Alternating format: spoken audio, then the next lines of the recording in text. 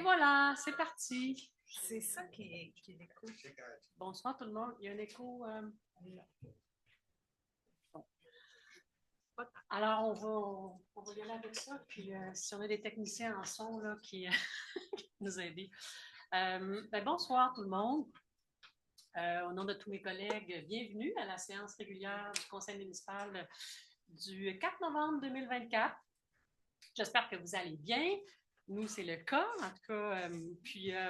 Donc, vous êtes vraiment nombreux et nombreuses ce soir. C'est toujours, en fait, j'étais à un colloque il y a 2 semaines sur la démocratie municipale à Québec, puis je dois vous dire que j'ai quand même toujours une fierté de voir à quel point il y a une participation aux conseils municipaux. Alors, c'est sincèrement apprécié. Donc, pour ceux et celles, il y a toujours du monde qui viennent peut-être pour la première fois. Donc, pour ceux et celles qui sont moins habitués, là, je rappelle qu'on a un règlement là, qui régit les séances du conseil, tant au niveau du décorum. Tantôt, je faisais des farces pour mon assis, mais il y a quand même un minimum de décorum pour la place et le respect à tout le monde. Et aussi pour les périodes de questions. Donc, donc les séances à Offord, il y en a deux. Il y a 2 périodes de questions. Ça varie d'une municipalité à l'autre. Ici, on a 2 périodes de questions.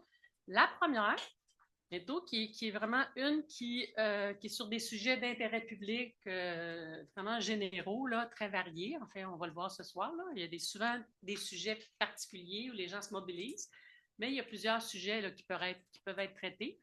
Et à la toute fin, là, à la séance, il y a aussi un autre 30 minutes qui est prévu pour les questions qui sont des points à l'ordre du jour. Alors, donc c'est ça, c'est vraiment un maximum de 30 minutes pour chacune des périodes de questions. Bon, moi, ça m'arrive de prendre un peu plus de temps quand les circonstances le demandent, mais quand même, dans le fond, on veut quand même éviter, là, on a vu la dernière séance du conseil, il y a eu vraiment des dépassements énormes, là, et je m'en excuse. Là. Donc, ce que j'ai décidé, c'est de revenir à une ancienne façon de faire. Là. On faisait avant, c'est-à-dire que dans le passé, on va d'abord noter qui souhaite prendre la parole. Donc, on fait la liste. On a fait ça longtemps. Là avec le Zoom, on avait arrêté, mais on va le reprendre. Ça va nous permettre vraiment d'avoir donc, le nom des personnes, le sujet. Et puis, donc, ensuite de ça, une fois qu'on va avoir pris la liste des noms, je vais vous donner la parole. Et bien sûr, s'il y a plusieurs sujets, s'il y a vraiment plusieurs personnes sur un sujet, là, comprenez que je vais peut-être limiter pour m'assurer que les autres sujets sont traités et vraiment donc de faire ça là, au fur et à mesure en vous invitant au micro, mais avec tout le respect de la situation. Donc, maximum de 3 minutes pour les habitués, vous le savez. Là, j'ai demandé au directeur général de me donner un coup de main, donc de minuter, parce que quand on écoute, des fois, on perd en tout cas, moi, je perds la notion du temps et donc, je vais être besoin d'être appuyé dans cet aspect-là. Au niveau de l'actualité, donc, on va revenir tantôt aux questions parce que vous êtes là et c'est pour vous exprimer. Quand même, je voulais revenir sur 3 sujets. Il pourrait y en avoir plusieurs, mais d'abord, le service incendie, là, donc, depuis la dernière fois, vous savez, on avait fourni beaucoup d'informations sur les différentes facettes du changement, les préoccupations très légitimes là, des citoyens. Mais là, on va refaire un rappel via l'infolette pour dire aux citoyens vraiment de rappeler, d'informer leur compagnie d'assurance pour informer que la caserne qui est située sur la 220, qu'elle ne sera plus en fonction à partir du 15 décembre. Donc, on voit, là, on a été sensibilisés, on a eu des courriels la semaine dernière. Donc, on va s'assurer là, qu'il y ait un rappel qui soit fait pour que tout le monde donc, pense à informer leur compagnie d'assurance. Au sujet du Pump Track, clairement, on a entendu, on l'a vu dans les médias, puis aussi on a eu beaucoup d'informations de courriels. Donc, on a entendu la volonté, la forte volonté du milieu. On a reçu aussi beaucoup d'informations. Alors, ce qui est entendu avec le conseil, là, c'est qu'on est dans une démarche budgétaire actuellement. Donc, puis on a entendu dans les informations sur la Pump Track qu'il pourrait avoir un financement de 90, un financement public extrêmement important. Donc, on s'est dit, bon, le conseil va refaire ces vérifications-là pour s'assurer que la décision soit éclairée. Donc, il y a encore des éléments là, qui vont être vérifiés de la part du conseil. Donc, la décision n'est pas arrêtée totalement. L'autre élément que je voulais, bien, on a reçu le nouveau rôle d'évaluation foncière. Alors, bon, il y a quelques petits faits saillants, là, je ne sais pas si vous les avez vus, mais en fait, l'augmentation, c'est il y a 3 ans, donc ça part de juillet de 3 ans. Donc, 51,5, ça, c'est une moyenne d'augmentation du rôle. Puis, ce qui est intéressant, dans le fond, c'est sûr que le résidentiel est plus élevé. Je vais donner un exemple. Le résidentiel, c'est presque 55 d'augmentation, alors que le milieu agricole, c'est 38 Donc, il y a des variations industrielles. Ce qui est un fait saillant que je souhaitais, vous l'avez peut-être vu, mais que les propriétés, ils ont augmenté vraiment partout sur le territoire de façon pas égale, mais quand même moins inégale. Je pourrais dire que la dernière fois, il y avait des propriétés riveraines sur le bord des lacs qui avaient eu une augmentation vraiment phénoménale. Alors que là, on retrouve, oui, il peut y avoir des pourcentages plus élevés dans certains lacs, mais dans la moyenne, de façon générale, il y a quand même il y a eu de moins grandes augmentations de valeur dans ces secteurs-là.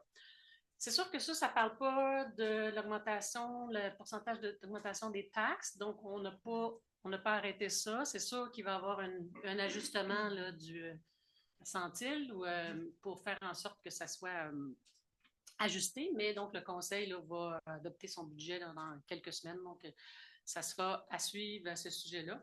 Mais donc, si vous avez de l'information, vous voulez, il y a les évaluateurs cadrins, si vous voulez contester votre rôle, vous avez des droits, donc c'est important. Si vous avez de l'information, des questions, n'hésitez pas à contacter la trésorière ici ou directement la MRC avec les évaluateurs. Alors, sur ce, ça fait le tour pour le moment. Donc, je passerai à l'ordre du jour avec une proposition, avec un ordre du jour qui... c'est M. Bousquet, Richard, oui.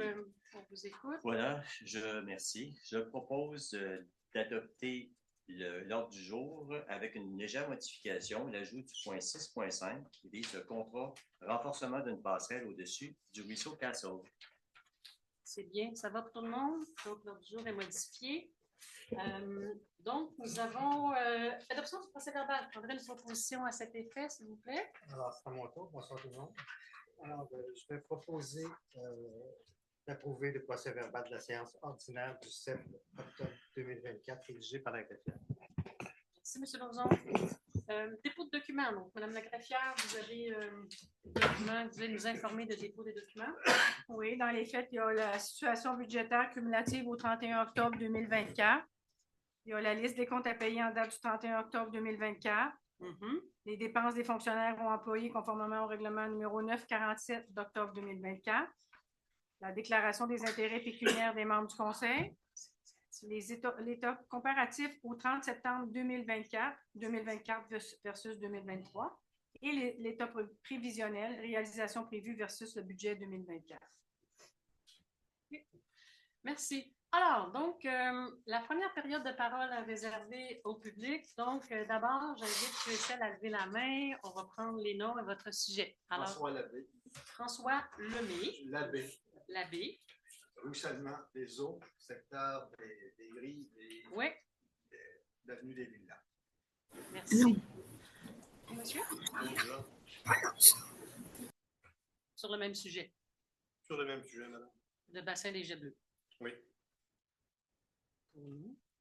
Merci. Deuxième rangée. Nicole Fizette, le ruissellement. Nicole Fizette.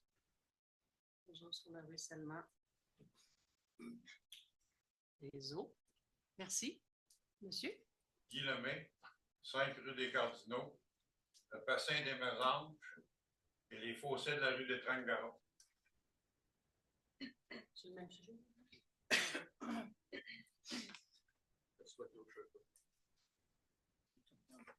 Fossé des fossés. Tangara, merci. Parfait. L'autre rangée de ce côté-là, ici. Carole Gué. Oui, excusez, on va aller à l'arrière ici. Oui, monsieur? Oui, mon nom est Sylvain Duval, 42 rue des Merdes, ruissellement des eaux, avec les chutes Niagara. Merci. Alors, vous, oui. Oui, Carole Gay, l'Institut des Orioles, pour le contribution pour les parcs et espaces verts. Le parc, merci. François Roberge, le centre multifonctionnel. Oui. Oui, je n'ai pas abordé tous les sujets. Centre multi, merci. Donc, à vous. Bonjour, Jean-Julien Mercier, service incendie. Jean-Julien. Merci. Service incendie. Oui. Puis Nathalie Martin pour Le bassin. Hein, le ruissellement. De savoir la suite de. Oui, oui, oui. Votre famille? Oui. Martel. Ici, Martel. Derrière, à gauche, là-bas. Ça va. Pour en ligne, est-ce qu'on a des gens qui nous font un signe? Sinon, ça fait le tour. C'est bien ça? On ne voit personne en ligne? Une fois, deux fois, c'est le temps. Levez la main. Bon. Alors, c'est bon. Vous êtes en mode écoute. Merci d'être là. Donc, allons-y. Donc, je vais y aller avec M. Labbé. Bonsoir. Bonsoir, M. 130 avenue des Villages, d'Arras, sur la rue des Villages. Je vais vous parler du ruissellement des eaux. Ouais. Petit cours historique. On a le dossier depuis 2019, quand même 5 ans et plus. 5 ans, ça va faire 5 ans et demi bientôt. On vous a écrit une lettre le 24 septembre à l'ensemble du Conseil des commissaires et à la direction générale et on n'a reçu aucune nouvelle. Pas d'accusé-réception, pas de retour. Et si je me fie à votre politique de service aux citoyens, une plainte, on reçoit un accusé-réception. On s'est écrit 35 fois depuis 5 ans. On a rencontré la direction générale, on est venu au conseil des commissaires, conseil municipal. Et depuis le mois de mai, il n'y a plus rien qui se passe. Est-ce qu'on va avoir un retour de notre lettre ou en respect de votre politique? Parce que si je lis la politique, je ne la lirai pas pour sauver le 3 minutes, mais les gens, je vous invite à la lire comme citoyen. Vous n'êtes pas dans les délais de réponse qu'on. Bon, mais il serait intéressant, on a l'impression d'écrire à un organisme qui n'existe pas. Merci. Okay. Est-ce qu'on va avoir une réponse? Autre question? La réponse, est-ce qu'on va en avoir une réponse? Avez-vous d'autres questions? J'en ai une autre. C'est ça? OK, parfait.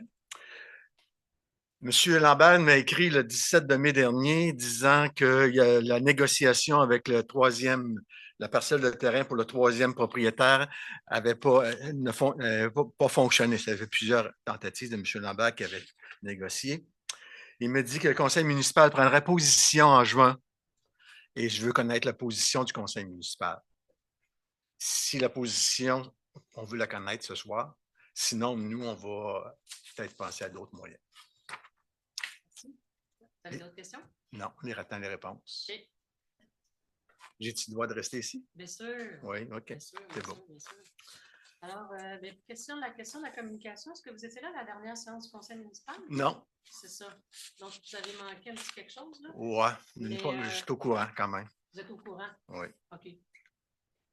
Donc, bon, ben là aussi, vous nous faites répéter, mais peut-être, je ne sais pas, là-dessus, dans le fond, la position du conseil, là, je ne sais pas de quelle position on parle, là, mais tout ce que je sais par rapport à ce sujet-là, c'est que, dans le fond, effectivement, les pourparlers ont été nombreux et la décision, c'est de cesser, les pourparlers sont terminés, donc on est dans une étape un autre ton, une proposition, une annonce aux propriétaires concernés avec les démarches rigoureuses et légales qui peuvent suivre aux besoins. Donc, moi, c'est ce que je vous dirais. Je ne sais pas si y a quelque chose d'autre à ajouter. Désolée pour les délais, ça, je veux dire, on échappe. Puis notre système de plainte et requête n'est pas sur la coche. On a eu des systèmes qui n'ont pas fonctionné. C'est toujours une priorité du conseil municipal. On en a parlé jeudi dernier. Donc, c'est définitivement, on n'est pas 100%, puis on s'en excuse sincèrement. Est-ce que, ma question, je dis, on est dans une démarche rigoureuse. Ça fait un an et demi que vous êtes dans une démarche rigoureuse. Mais là, ça va. Là, on ne fera pas un dialogue. Non, mais j'avais abordé, je partais pour aborder votre sujet que j'ai apporté, la partie légale. Est-ce que vous allez l'utiliser, l'expropriation, au moyen légal que la municipalité a et que la loi a été changée du gouvernement du Québec depuis à peu près 2 ans pour permettre aux municipalités, lorsqu'il y a une problématique, est-ce que vous allez l'employer ou c'est encore un vœu? Non, mais je pense qu'on est comme un reste, je vous dirais, on est rendu là. Dans Mais le sens que vous n'avez pas entrepris encore la démarche. Non, on n'est pas rendu là, mais clairement, on a terminé, parce que vous savez, quand on n'entend pas parler avec des citoyens, c'est vrai que c'est plate pour ceux qui attendent, mais pour ceux qui sont concernés. Mais assurément, cette perspective-là, elle fait partie des prochaines actions si elle doit avoir. Il reste une dernière chance à la personne concernée pour une entente. Parce que ça fait quand même 5 ans que nous, on attend, que les gens du secteur attendent. Et le 9 août dernier, il y en a dans la salle qui ont eu de l'eau amplement sur leur terrain. Et je trouve ça déplorable qu'on n'ait pas utilisé les moyens qui vous appartiennent, légaux. C'est pas que la municipalité a pas eu, je dirais, le courage d'employer quand on voyait qu'on était confronté à 4 refus. Vous allez avoir un 5e refus, je prétends. En tout cas, c'est terminé, ce processus-là. Je veux vraiment vous rassurer, c'est terminé. Qu'on n'ait pas utilisé l'expropriation, on n'est pas, c'est quand même, que ça soit bien documenté, c'est facile à dire, utiliser l'expropriation. Je suis pas, oui, on sait ça, mais ça fait partie de votre responsabilité. Là. Donc, il y a un ensemble de documentation à y avoir. Okay. Donc, pour ma part, je vous dirais ça, ce serait l'élément de réponse. Je ne sais pas s'il y a quelqu'un qui va ajouter de notre côté, mais donc, depuis le dernier mois, je ne sais pas si M. Lambert, vous avez quelque chose à ajouter de votre côté. Ben oui, je peux peut-être donner des précisions. C'est sûr que la façon dont c'est abordé, c'est comme s'il y avait une inaction complète de la part de la municipalité, qui n'est absolument pas le cas.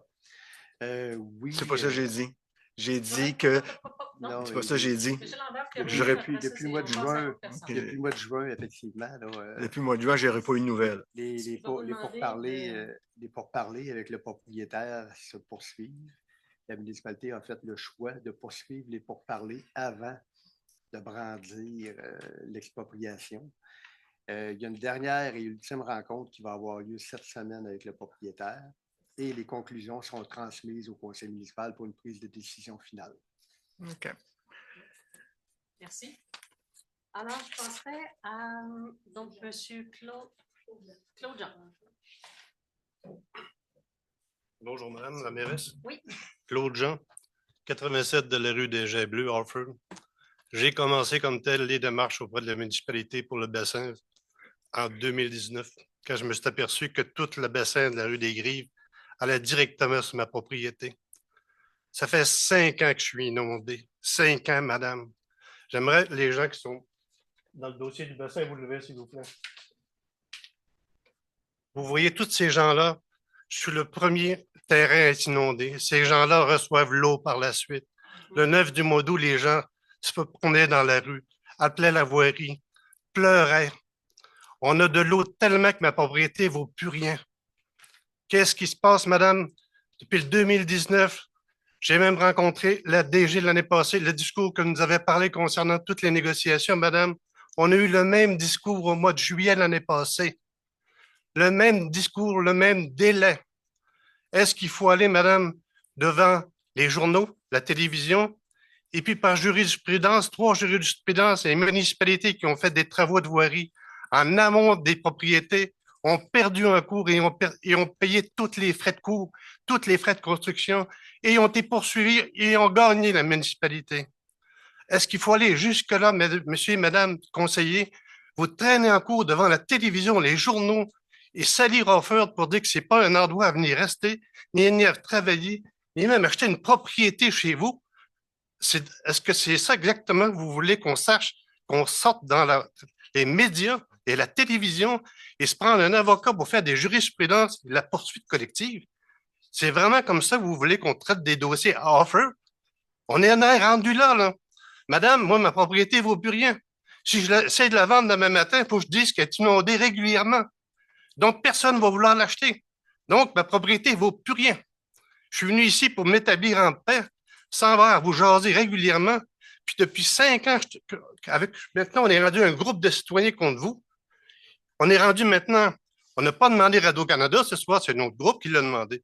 Mais on va être rendu là dans les médias avec des dossiers municipaux. Ensuite, ça va être les cours et des jurisprudences. On va prendre de notre poche pour poursuivre notre propre municipalité parce que vous n'avez pas depuis 5 ans réglé le problème, ça s'est aggravé.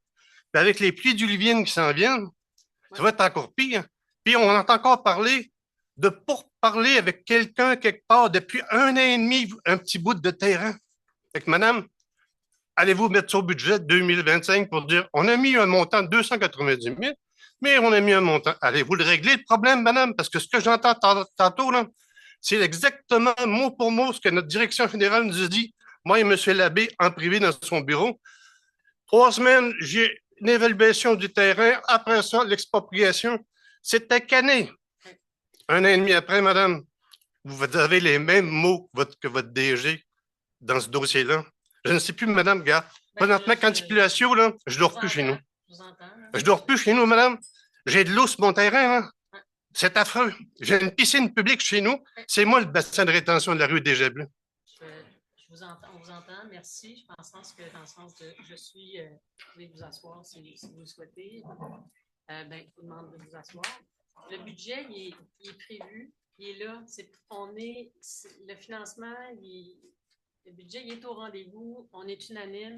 Je ne peux que, comme mairesse, de dire je suis extrêmement, on s'excuse des délais, on est sincèrement désolé, on est sensible à ça. On a été trop sensible dans le sens patient dans certaines démarches pour pouvoir bien documenter notre dossier. Ce que j'entends ce soir, c'est oui. Puis mais on n'est plus là. Donc, c'est tout ce que je peux vous dire. Ça va? Je vais vous demander. Non, mais c'est la question de toutes les pourparlers avec le propriétaire récalcitrant. Je l'ai nommé, M. Lambert l'a nommé. On y est, on est là. Donc, c'est tout ce que je peux vous dire ce soir. Je suis vraiment désolée. Mais du côté de l'administration et tout, il y a clairement, même si c'est extrêmement long, puis vraiment qu'on a été trop patient auprès du citoyen, mais c'est extrêmement pris au sérieux, puis on le sait qu'on va être en mesure d'aller de l'avant dans la décision, dans le lieu, l'expropriation, c'est clair pour les membres du conseil. Donc, désolé. Pour vous, les travaux, c'est 2025, assurément? C'est facile comme question. Si vous expropriez, vous devez acheter votre terrain, essayez de construire par là. C'est quoi vos délais? Moi, ce que je suggère, c'est qu'on ait une rencontre, après la rencontre la semaine prochaine, peut-être qu'on ait une rencontre avec quelqu'un. Vous l'avez offert 3 fois dans le passé, les rencontres. Et vous ne l'avez pas fait. J'ai jamais été interpellé. Là, si vous continuez comme ça ira pas bien, OK? Je vais vous faire une proposition. Non, mais c'est pas le fun. Je veux dire, si vous n'avez pas confiance, on vous comprend. On va là pour le fun.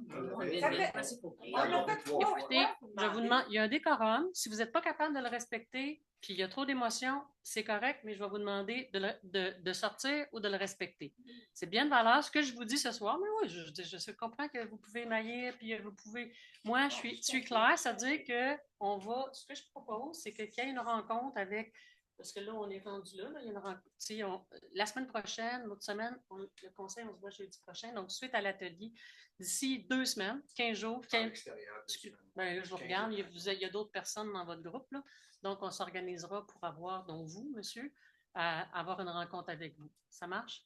Donc, oui, madame, tout ce qu'on veut, c'est de l'action et non pas des mots. Absolument. Merci, même madame. si l'action ne paraît pas, mais je comprends que c'est des mots que je peux dire ce soir. Madame, on veut rester avec la municipalité, mais si vous voulez qu'on sorte de la municipalité pour aller dans les médias, ailleurs, puis par la suite, ça va être juridique, il n'y a pas d'intérêt à personne là-dedans. On ne comprend pas non plus, madame. Sauf que quand on est rendu là, mais ce n'est pas là-dessus qu'on va rouler, ce n'est pas des menaces. Pour nous, c'est pas des menaces, mais madame, c'est des actions simples. Quand au conseil de ville, aucun conseiller se mêle de ce dossier-là depuis 5 ans, que ça traîne depuis 5 C'est ans. pas vrai, ça. Hey, je vais vous arrêter. Peut-être arrêter. C'est pas vrai Oui. qu'on en a parlé de multiples fois. On est hyper sensibilisé à ça. N'enlevez pas de la valeur que vous ne le savez pas, ce que les discussions qu'on a. Fait que dites-nous pas qu'on n'a pas d'intérêt et qu'on ne le discute pas. C'est pas vrai. Donc, c'est au budget. Donc, effectivement, faut que ça bouge, il faut que ça se fasse cette année. On est bien d'accord avec vous. J'attends de vos nouvelles, Mme la mairesse. Oui, sincèrement, on va vous donner des nouvelles. Merci. Merci. Alors, ouais. Je pense qu'on est dans l'ensemble du temps, la demi-heure pour la suite. Mais à moins qu'il y ait d'autres choses à ajouter sur ce sujet-là, je prendrais peut-être, sinon j'irai avec les autres sujets. J'irai avec le même sujet. Oui, avec questions-réponses, oui. Puis s'il y a quelque chose de nouveau, hein? Oui, je comprends que vous êtes mobilisés, puis... Ah non, oui, je suis mobilisée.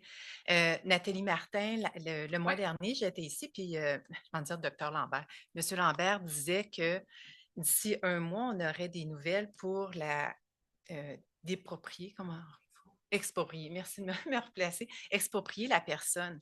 Et moi, qu'est-ce que j'entendais le mois dernier, c'est ça va se faire, et là, j'entends que ça va être la semaine prochaine, que vous allez connaître la vraie décision. Et en principe, qu'est-ce que j'entendais le mois dernier? Vous nous aviez dit que si le monsieur, il ne se bougeait pas, c'était l'expropriation qui se faisait. Et par la suite, ça permettrait de mettre en branle les 2 réservoirs pour qu'on arrête d'avoir des piscines dans nos cours. Mais là, c'est parce que je vous sentais patiner. Alors, mais il faut savoir. Que la personne, elle se présente pas. Tu sais, dans le fond, nous autres, là, on vous dit, on essaie, Mais c'est sûr que le monsieur ne va pas vouloir se présenter. Non, mais ce que je veux dire, c'est que c'est bien beau, tu sais, mettons, le directeur général veut rencontrer la personne elle ne se présente pas. Je veux dire, je vous comprends, je ne me rentrerai pas dans les justifications, mais assurément, on est rendu là. Est-ce que nos réservoirs vont se mettre de façon fonctionnelle pour 2025 pour que s'il y a des pluies, que les réservoirs commencent à pouvoir résorber l'eau à place que ça soit des terrains puis la rue? Fait qu'on va discuter de ça dans 2 semaines. Là, parce ce soir, on n'a pas l'information. Pouvez-vous me donner un bout d'information? Il travaille sur le dossier, vous dites, depuis un certain nombre d'années, de mois, excusez. Écoutez, c'est sûr qu'on ne peut pas prendre d'engagement aujourd'hui sur une date de réalisation des travaux. Il y a des contraintes environnementales, il y a des autorisations à obtenir. Dans quel délai qu'on va obtenir ces autorisations-là? C'est des secteurs avec des milieux humides. Donc, pour faire les travaux, il y a d'autres étapes à réaliser que d'obtenir uniquement l'autorisation des propriétaires. Mais pour ça que ce soir, je ne peux pas vous donner de date. Là. Mais les 2 réservoirs sont là. Ce n'est pas possible de les mettre en fonction, surtout celui du jet bleu, vous disiez. C'est ce que je viens de vous dire. Pour mettre en fonction un des réservoirs, il y a des travaux à faire qui vont peut-être nécessiter une autorisation ministérielle. Mais on va trouver un mécanisme autre. C'est correct que vous venez tous les mois aux séances. Là, on est là pour ça. Vous allez me reconnaître. J'ai été moins... Non, mais mais on va trouver un moyen de communication là, autre là, pour... Surtout qu'on a nos réservoirs en fonction. Alors, si on peut avancer les démarches pour qu'ils puissent être fonctionnels. Merci. Parfait. Merci. Merci. Alors, moi, je vais y aller... Un instant. On va y aller. Nicole Fizette. Allez. Bon. C'est qu'au niveau de nous autres, quand on a cédé notre terrain pour que la machinerie puisse se rendre au bassin Génivore, là, on a fait ça. Puis il y a un autre monsieur aussi qui a fait on est 3 personnes, pour ceux qui ne savent pas, dont 2 ont accepté là, de céder une parcelle de leur terrain. Puis le monsieur qui reste, lui, c'est une parcelle de son terrain que c'est loin de sa maison. Là, c'est quand même pas si pire que ça. Mais quand on vous avait rencontré, là, vous étiez bien ouvert, puis ça s'est bien passé. Puis là, vous aviez dit qu'il y avait déjà eu des démarches aussi de fait avec le ministère de l'Environnement, puis tout ça, puis que tout était là. Puis c'est drôle parce qu'après, ça l'a bloqué. Fait que je ne sais pas, parce que, tu sais, quelqu'un qui met en otage un groupe comme ça, il me semble que je ne comprends pas comment ça se fait que vous pouvez accepter ça. C'est comme s'il y a quelqu'un dans le groupe qui a peur de ce monsieur-là, qui a déjà fait la politique, Aussi. Peur. Fait qu'il y a quelque chose qui bloque, là. Fait que là, il va falloir là, que ça se règle, là, parce que la façon que vous parlez, puis tout ça, moi, j'ai moins confiance parce que c'est comme si Mais vous c'est avez sûr que déjà le fait doute- des démarches, puis là, vous dites qu'il va y avoir encore des démarches. Mais il y en a beaucoup qui ont été faites, mais tu sais, on ne faut pas jouer sur les mots non plus. Non, mais tu sais, Mme Tizet, je comprends que vous avez moins confiance, c'est clair. Tu sais, je suis à votre place, tu sais, c'est sûr que la confiance, ça s'effrite avec le temps, puis ça, mais c'est comme, tu sais, mais donc moi, j'ai peut-être pas les bons mots. Non, mais c'est pas l'idée des mots, c'est comme Claude il dit, c'est les actions qu'on peut, ouais, là, c'est mais ça. on Puis, la question, en tout cas, moi, j'ai pas d'expertise sur l'expropriation, on n'a pas vécu, tu sais, moi, depuis que je suis mairesse, on n'a pas vécu ça, on n'a pas mais ça. vous avez tous les outils pour le tout faire, ce qu'on c'est sait, ça. que Oui. on savait qu'il fallait qu'on documente le dossier. Une fois qu'on est arrivé là, on a suivi. On les suit trop à la règle, nos étapes, peut-être, puis vraiment là-dessus, on les a. Bon, ben, c'est ça. Oui. Ben, je ne peux que. Guy Lemay.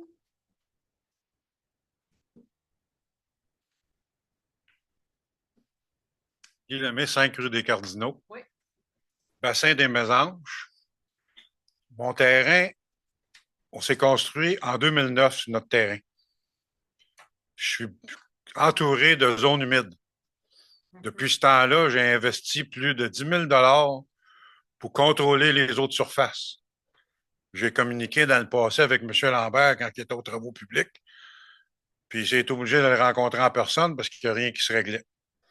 En 2000, dernièrement, le groupe LAPAM a fait le bassin de rétention des eaux de surface de la rue des Mésanges. Mon terrain est directement du côté sud de ce terrain-là.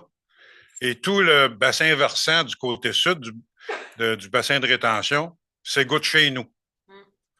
J'ai investi plus de 10 000 sur mon terrain. J'ai un drain de périmètre, j'ai un fossé drainant, j'ai toutes sortes de choses. Cette année, au mois d'avril, j'ai communiqué avec la conseillère du district numéro 5, Mme Ouellette, qui a depuis démissionné.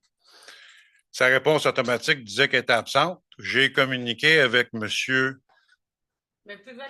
Langlois des travaux publics. J'ai eu de la misère à le rencontrer. Il était très réticent. Il est finalement venu chez nous. Il n'a rien fait des travaux qu'il avait dit qu'il ferait pour essayer de contrôler l'écoulement des eaux de surface. Les fossés ne sont pas nettoyés. Le bassin de rétention des eaux de surface s'égoutte chez nous, mais vous ne faites rien pour le régler. C'est noté. J'ai d'ailleurs déposé une plainte contre vos employés parce que j'ai des courriels qui me disent qu'ils vont faire des travaux, mais ils ne les font pas. Merci, M. le maire. Allez-vous les faire? C'est sûr que quand il y a des travaux à faire, Depuis le mois d'avril que j'attends pour ça, puis à chaque fois qu'il pleut, je suis inondé. Sylvain Duval? Madame la mairesse, appel au règlement. En fait, vous aviez dit d'entrée de jeu que vous alliez prendre d'autres interventions. Oui. Il y a beaucoup d'empathie du côté des membres du service incendie pour ce qui est vécu par les concitoyens. Oui. Mais on aimerait avoir le temps de vous parler du service incendie. On vous promet qu'on va être court et touchant. Est-ce que ça vous va de votre côté? Ça va être la dernière intervention sur ce sujet-là. Merci. Mon nom, c'est Sylvain Duval, 42 rue des Merles. Puis, premièrement, juste, tu sais que c'est la première fois que je viens. Ah oui? Puis, je veux dire merci premièrement au groupe. Ah oui? Parce que si le groupe n'existerait pas, je me sentirais un petit peu tout seul.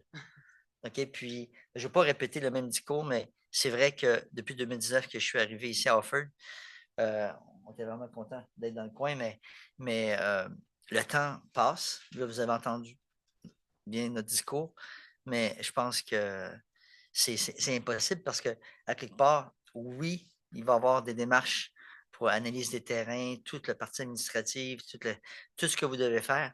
Donc, j'espère que ça ne va pas prendre 5 ans pour passer tous les examens et toutes les analyses de terrain pour savoir il va passer où le trou, puis le tuyau. Mais il faudrait vraiment comme agir rapidement par rapport à ça parce que notre qualité de vie, finalement, elle est diminuée à chaque jour. Moi, maintenant, la dernière fois qu'il y a eu la tempête, là, je faisais une blague tantôt, là, mais j'ai des vidéos. J'avais une chute Niagara sur mon terrain. Si je prenais des photos, j'envoyais ça à mes amis. Ils disaient « Hey, t'as eu un bonus? » Ben oui, j'ai un bonus. Puis finalement, l'eau avance vers ma propriété, donc vers ma maison. Donc, c'est pas ça que je désire. Puis, je ne peux pas, de toute façon, profiter de mon terrain parce que à quoi ça va me servir de l'aménager pour investir 50 000 alors que je sais que les chutes de Niagara vont passer encore. Donc, c'est le même discours, oui, mais en même temps, moi, personnellement, comme citoyen, ça me fait du bien de venir vous voir, juste vous exprimer ce que moi je vis. OK? Merci de m'avoir écouté. Puis merci au groupe aussi qui a pris le temps, un monsieur qui est venu chez moi cogner à ma porte pour me demander mon nom, mon numéro de téléphone, me demander comment je me sentais, qu'est-ce qui arrivait. Je pense que si on vit dans la municipalité, vous devriez avoir quelqu'un dans votre staff qui est capable de faire ça. Juste de venir nous voir pour nous dire on travaille sur le dossier, voici ce qu'on est rendu. Ça nous ferait déjà du bien en tant qu'humain d'entendre au moins ce discours-là. C'est ça que j'entends aussi. Je pense parce qu'on n'est pas des numéros de cadastre, on est des humains.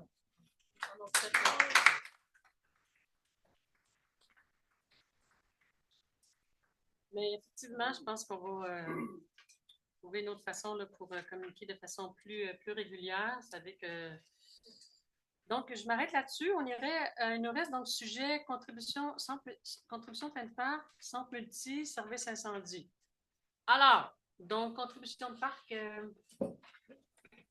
Bonjour. Bonjour, bonsoir. Bonsoir. Je veux vous dire que j'ai reçu un courriel de M. Ellison. OK. Suite à votre rencontre de la semaine dernière. Je vous remercie. Je vous remercie de porter attention à mes préoccupations.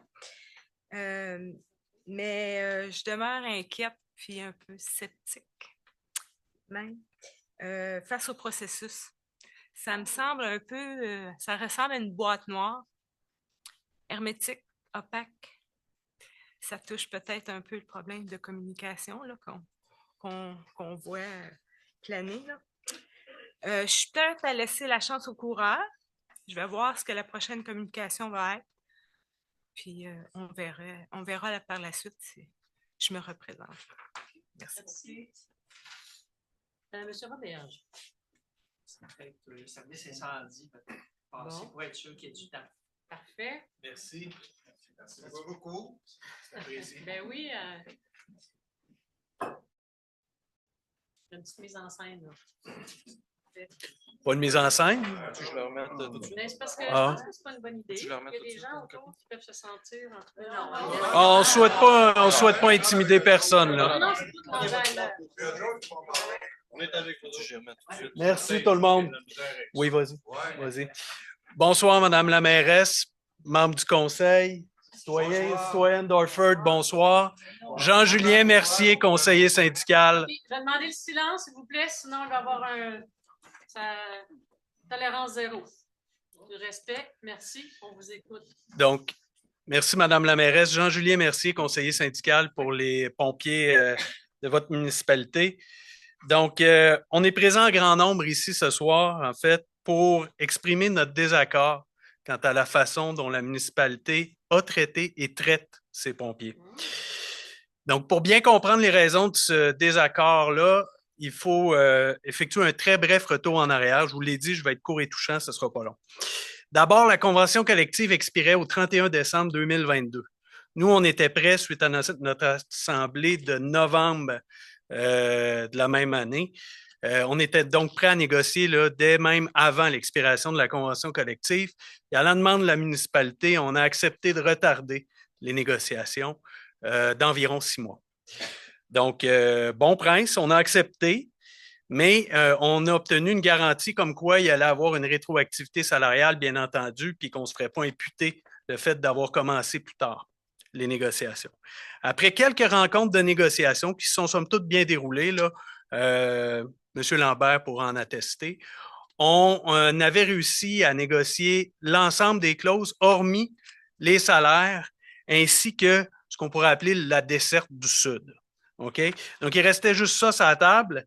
Et malgré qu'il nous restait juste ça, on sait que la municipalité, puis on le sait pourquoi aujourd'hui, était en discussion avec le service d'Orford pour la desserte, mais nous autres, on ne savait pas que c'était pour la desserte complète du territoire.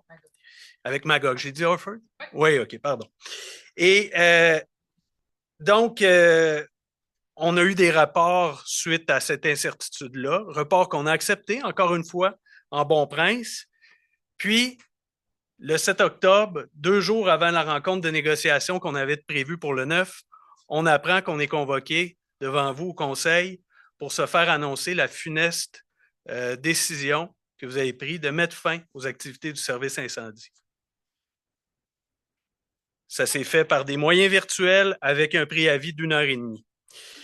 On a aussi appris lors de cette journée-là qu'il n'y avait eu aucun accord avec Magog qui attend l'embauche des pompiers du service, des pompiers ou de pompiers du service d'Orford, ni aucune reprise, par exemple, de la caserne ou des équipements qui étaient là-bas.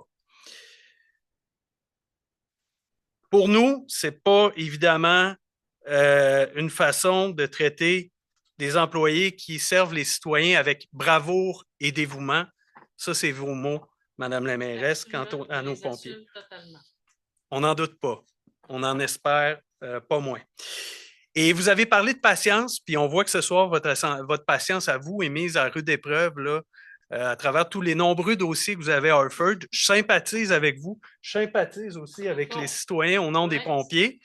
Ça ne doit pas être facile d'être dans vos souliers, mais nous, on a l'impression que la municipalité joue le chrono avec nous, comme peut-être avec d'autres, et attend l'expiration des activités du service incendie au 15 décembre pour mettre fin et nous dire, ben, finalement, il n'y en a plus de négociation quant au terme des ruptures du contrat.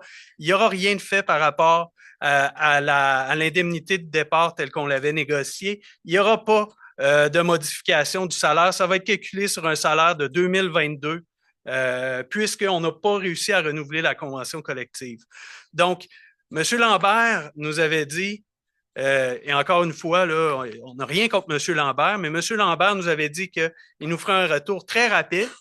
On a appris lundi de la semaine dernière qu'il n'avait pu traiter le dossier lors de la séance du Conseil du, je crois, le 17 octobre ou le 18 octobre, j'y vais de mémoire, et qu'il nous reviendrait jeudi dernier.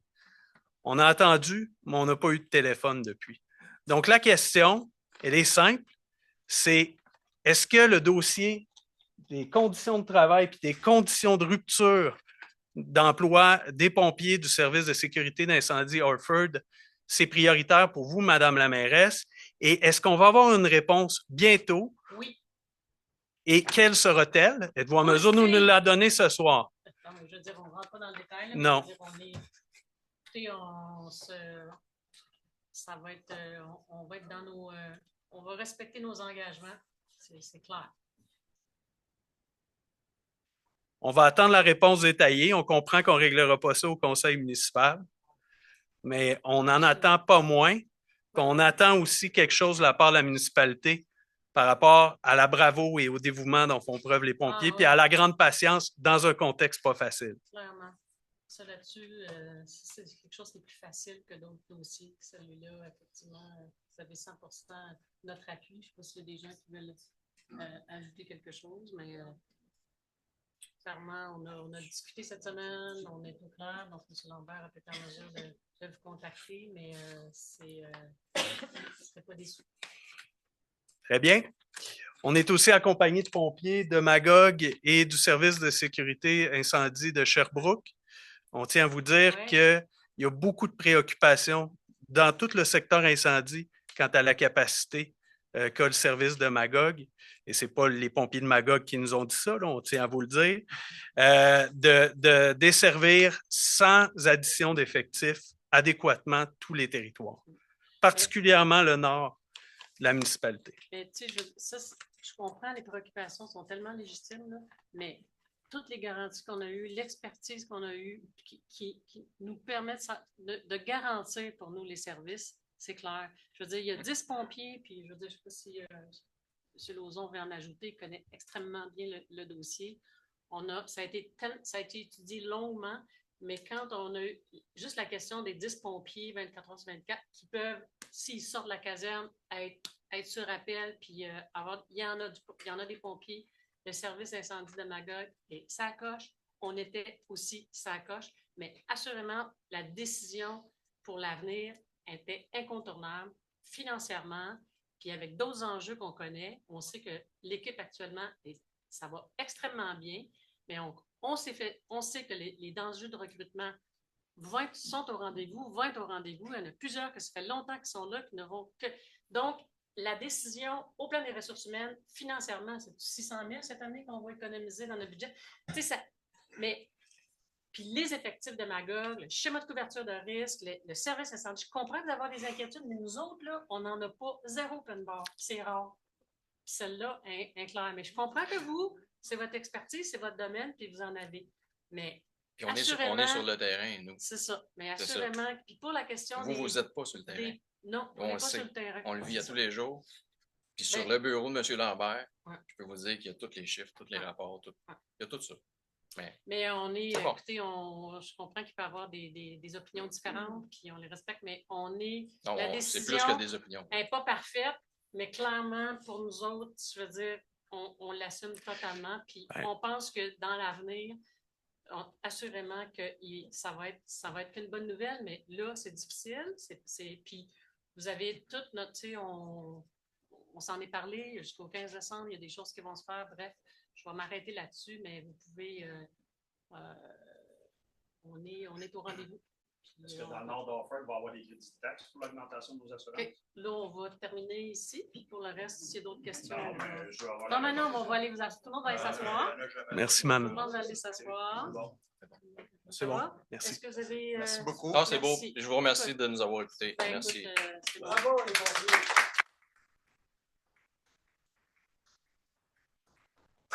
La question des primes d'assurance, tu sais, je pense qu'on a entendu des gens qui avaient...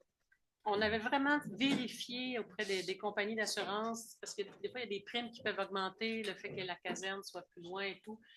On a fait des vérifications et il y avait des compagnies, ce qu'on avait vu, c'était 30 $ d'augmentation de primes qu'on a vu. Donc là, on sait qu'il y avait des compagnies qui avaient arrivé avec des primes faramineuses, mais clairement, c'est comme il existe plusieurs compagnies d'assurance qui sont à coût nul ou très peu. Donc, voilà, c'est des temps, puis on sait qu'à Magog, il n'y avait pas d'embauche. Tu sais, on ne peut pas dire il n'y avait pas d'embauche à court terme. Donc, on pouvait, les pompiers, tous nos pompiers à temps partiel, parce que vous êtes des pompiers volontaires à temps partiel, il n'y avait pas possibilité d'avoir des garanties d'embauche parce qu'il n'y en a pas d'embauche à court terme. Vous êtes quand même, je pense que c'est une dizaine de pompiers qui sont déjà à Magog, là. Mais on a vraiment, tu sais, on a vérifié tout ce qui était possible pour qu'il y ait de moins de pertes de votre côté. Mais là, on est dans les indemnités de départ, puis on s'en reparle. La décision est prise de notre côté. Donc, dans le respect de la convention collective. Voilà. Alors, est-ce que s'il n'y a pas d'autre chose, on continue? Ah, M. Roberge, ben oui. François Roberge de la rue des Pins. Oui. Je parle un peu en pensant au groupe communautaire à Orford, comme Orford 3.0, Sunir et autres. Et je m'inquiète un peu là, du centre multifonctionnel. Est-ce que vous pouvez nous donner des nouvelles sur les démarches et quelle sorte d'appui ou de soutien on pourrait apporter comme groupe pour augmenter les chances d'avoir du financement, varier les demandes, exprimer des appuis ou autres pour faire avancer les choses. Intéressant. Bien, dans le sens que vous l'avez vu là, dans les médias, dans le fond, les démarches au niveau du financement sont faites auprès du gouvernement. Mais ce que j'entends, c'est que est-ce qu'il y a lieu de faire des démarches, vous, comme citoyen, auprès du député ou je pense que la question demeure entière. Je me dis pourquoi pas. Ça pourrait faire partie des démarches que vous avez, tout dans votre autonomie puis dans votre liberté d'action. On le sait, les députés sont là pour vous entendre. Moi, je suis pas mal à l'aise. Je pense que vous êtes des citoyens hyper politisés, affirmés. Donc, Donc, ça vaudrait la peine, on pourrait en discuter, mais que nous aussi, on fasse peut-être certaines démarches. Je ne sais pas si ça peut faire une différence, Mm. mais c'est certain que je vous comprends de vouloir la faire. Puis moi, je pense que j'ai un sourire. Tu sais. OK. C'est ça. Juste une petite annonce. Je vais aussi organiser un atelier discussion sur les changements climatiques. On parle beaucoup des inondations ces temps-ci. Une des choses qu'on peut faire pour essayer que ça rempire pas dans les prochaines années, c'est de réduire nos émissions de gaz à effet de serre. Et donc, c'est un atelier qui va avoir lieu lundi, le 18 novembre. Et ça a pour but de sensibiliser les citoyens et de discuter des efforts qu'ils peuvent faire individuellement comme citoyens pour eux-mêmes réduire leurs émissions de gaz à effet de serre. Donc, effectivement, je comprends que l'an prochain, on pourra peut-être faire d'autres choses sur des initiatives municipales, on verra. Mais cette fois-ci, le 18 novembre, vous êtes bienvenus. On va faire ça pour les initiatives citoyennes. Pour diminuer les gaz à effet de serre. Puis espérons qu'il y aura quelques personnes. Ouais. Alors, je voulais vous en aviser là, autrement que par courriel. Ben, merci de l'invitation. C'est gentil. Merci. Bravo de votre initiative et de votre engagement. Bénévoles, citoyens. Puis oui, si c'est l'agenda, si l'agenda est disponible, on se fait au rendez-vous. Merci beaucoup. Est-ce que ça fait le tour de cette période de questions? Merci. Donc, allons-y avec les décisions qu'on a à prendre, les résolutions, comme conseil municipal. Alors, 2.3, donc j'invite, oui, je ne sais pas s'il y en a qui veulent quitter. On vous laisse aller, on vous salue. Bye bye.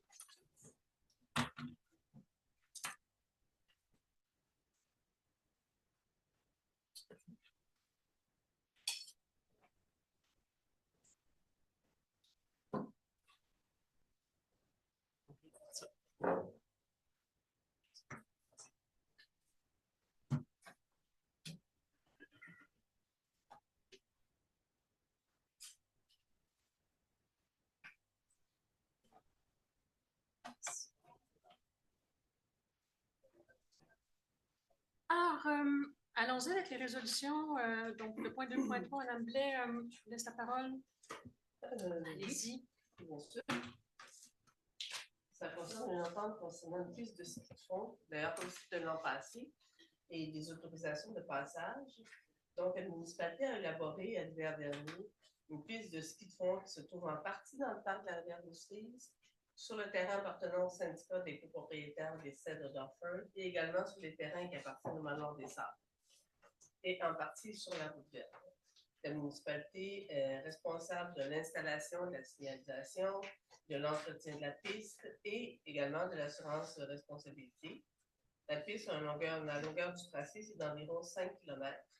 Donc, la résolution est, étant donné que la municipalité désire conclure une entente avec le syndicat des copropriétaires des Cèdres d'Orford et le Manoir des Sables afin de déterminer les obligations de chacune des entités, pour qu'il y ait justement cette année encore la piste de ski de fond. Donc, je propose d'autoriser la mairesse ou en son absence la mairesse suppléante et la greffière à signer les ententes d'autorisation de passage pour la piste de ski de fond. En espérant que la neige soit au rendez-vous. Oui. Belle perspective. Madame Janda, je vous invite à présenter la prochaine résolution. Oui, merci beaucoup. Bonsoir. Donc, c'est à propos du budget de la Régie intermunicipale de gestion des déchets solides de la région de Quaticook. Donc, la municipalité d'Orford fait partie de cette régie intermunicipale qui regroupe un peu plus d'une vingtaine de municipalités.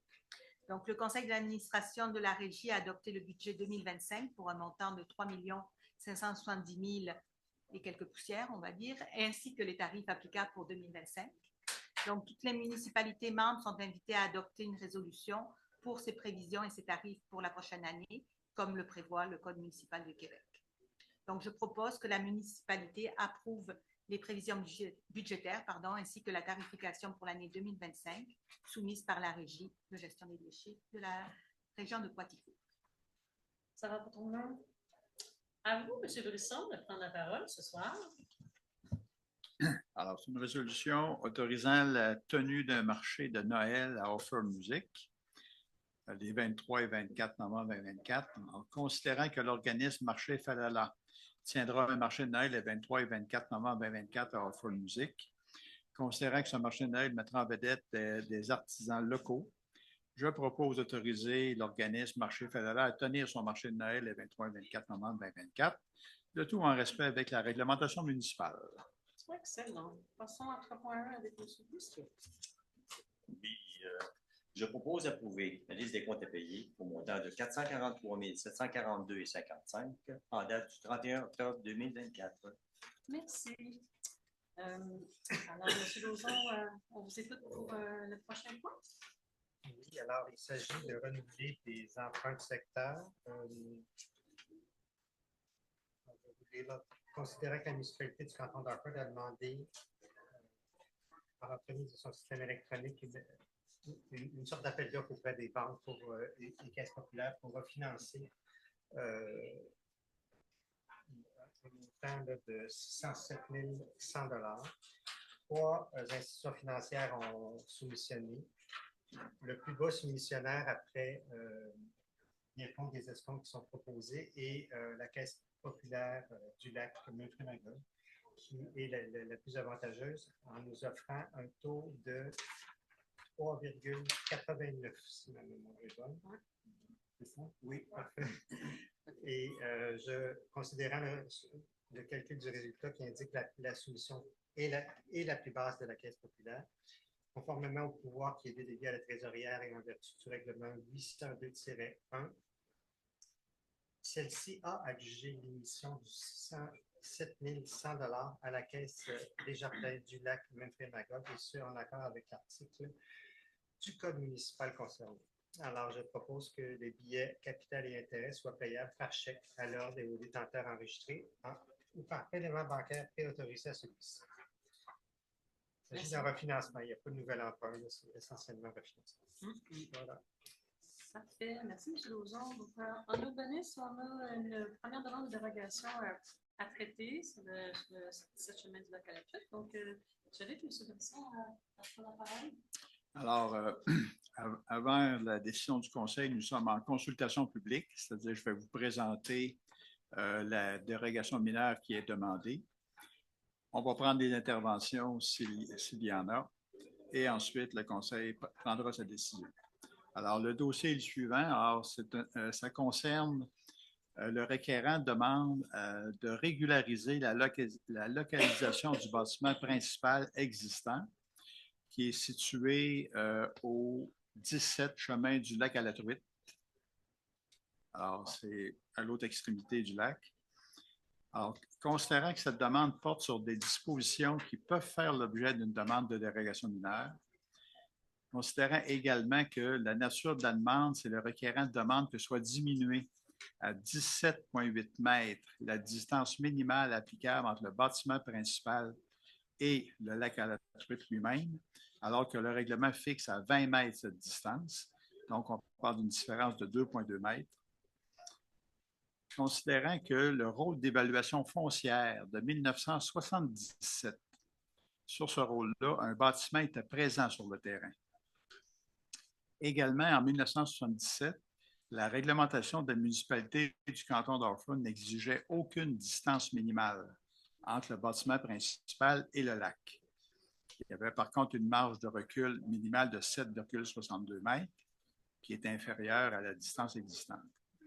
Donc, en conséquence, selon les informations dont dispose la municipalité, tout porte à croire que le bâtiment fut construit avant le premier règlement, prévoyant une distance minimale entre la résidence et le lac.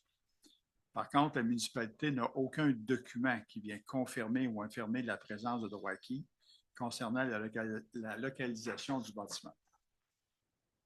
En considérant que l'immeuble fut acquis sur la base d'un certificat de localisation datant de 2000 qui ne mentionnait pas d'éléments dérogatoires, considérant qu'un nouveau certificat de localisation a récemment été réalisé par un arpenteur géomètre et la problématique de localisation fut identifiée pour une première fois, et il n'y a aucun empiètement dans la rive du lac.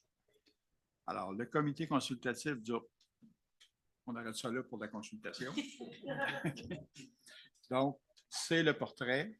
une demande de dérogation mineure. Vraisemblablement, la maison a été construite avant même l'entrée en vigueur d'un premier règlement sur des marges minimales à respecter. On n'a pas de document qui l'atteste, mais on le constate dans des rôles d'évaluation de l'existence du bâtiment. Et la demande, c'est de régulariser une distance de 17,8 mètres du lac, alors que le règlement actuel, c'est 20 mètres. Est-ce qu'il y a des questions ou des interventions?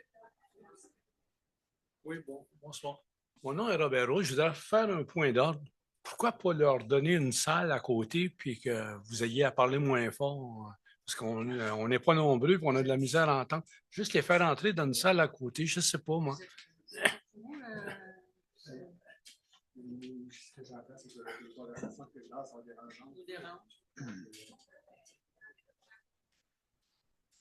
Pas besoin de les mettre dehors, juste dans une salle.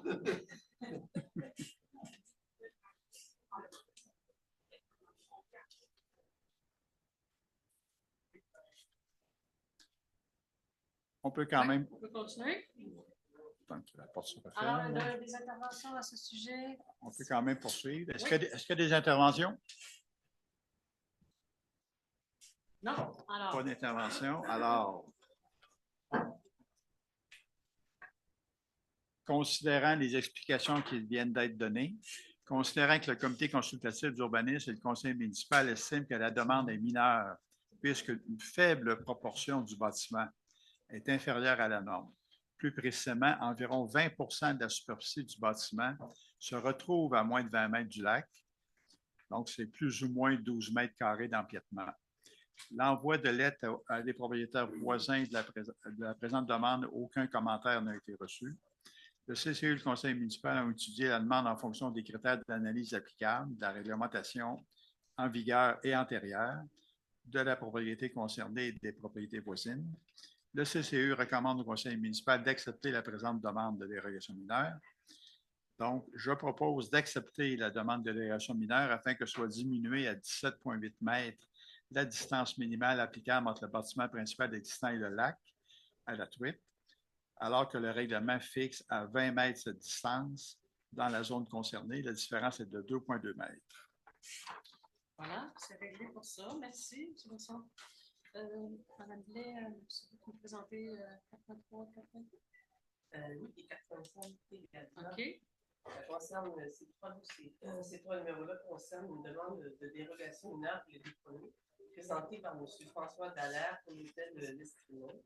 La demande vise la propriété qui est située 44 avenue de l'Auberge et elle concerne un projet d'affichage qui n'est pas conforme en point à la réglementation. En réalité, il y a 4 points qui font l'objet de la dérogation mineure. On demande que soit augmenté à 1,86 mètres. 1,86 mètres, la hauteur maximale applicable à une enseigne sur socle, alors que la réglementation prévoit que la hauteur maximale est de 1,5 mètres. Donc, la différence est de 0,36 mètres. Et d'augmenter à 5,05 mètres carrés la superficie maximale de la même enseigne toujours, sur le terrain adjacent, sur un terrain qui est adjacent à une voie de circulation, soit la route 141. La superficie maximale, selon la réglementation, est de 3 mètres carrés. La différence est donc de 2,05 mètres carrés. La troisième demande est la suivante, c'est de permettre le nombre maximum de 4 enseignes sur la propriété, alors que les 3 ne sont pas installés sur le bâtiment, alors que le règlement limite à 2 le nombre maximum d'enseignes et à une seule enseigne non installée sur le bâtiment. Soit diminuer à 1 mètre la distance minimale entre une enseigne et l'emprise d'une rue municipale, on parle de l'avenue de l'Auberge, alors que le règlement prévoit un minimum de 2 mètres. L'objet principal de la demande de dérogation mineure vise le remplacement en réalité de l'enseigne principale qui est actuellement, on ne peut pas la voir, qui est actuellement, qui est actuellement située sur l'emprise de l'avenue de l'Auberge. Et la nouvelle enseigne sera cependant située sur le terrain de l'établissement hôtelier en respect des normes de réglementation. Donc, elle ne sera plus dans l'emprise de l'avenue de l'Auberge. Le projet prévoit le retrait justement de l'enseigne existante. On voit présentement l'endroit indiqué par M. Lambert. pour la mettre justement sur le terrain de l'Estrie. Considérant que l'enseigne requiert une hauteur et une superficie légèrement supérieures aux normes, afin de s'assurer d'une bonne visibilité dans les deux sens de la circulation, eu égard notamment à la topographie du terrain, la végétation existante et la largeur de l'emprise de la route 141. Considérant le nombre d'enseignes est supérieur à la norme, étant donné la présence de 2 enseignes sur poteau, identifie le nom et l'adresse de l'établissement près des aires de stationnement de l'Estrie. Il faut comprendre que ces 2 enseignes-là sont de faibles dimensions et elles permettent justement de déterminer, de délimiter les aires de stationnement. Considérant entre autres que le terrain de l'Estrimont est quand même très grand, on parle de 3,7 hectares. Donc, usage de la propriété, les aménagements extérieurs dans la cour avant et l'emplacement des accès véhiculaires. L'ensemble des propriétaires concernés ont reçu une lettre et aucun commentaire écrit n'a été reçu à ce jour. Et le conseil consultatif a étudié le dossier et recommande à la municipalité d'accepter la présente demande de dérogation mineure. En période de consultation, est-ce que des commentaires ou des gens qui aimeraient intervenir sur cette question? Juste un petit. Je peux me lever. Oui, peut-être c'est à cause du Zoom. C'est pour entendre pour les gens en c'est pas pour nous, là. Vous êtes monsieur? Pierre Lacroix, président du syndicat de domaine bivouac, dans le fond, dont l'entrée est sur la rue de l'Auberge.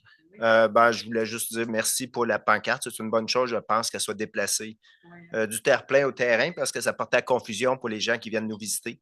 Il y avait l'impression qu'ils rentraient à l'Estrimont alors qu'ils venaient nous voir. Donc, c'est pas tout le temps facile votre job. On le voit ce soir, mais là, félicitations pour ça. Moi, c'est un bon coup. Oui, mais merci. C'est nous.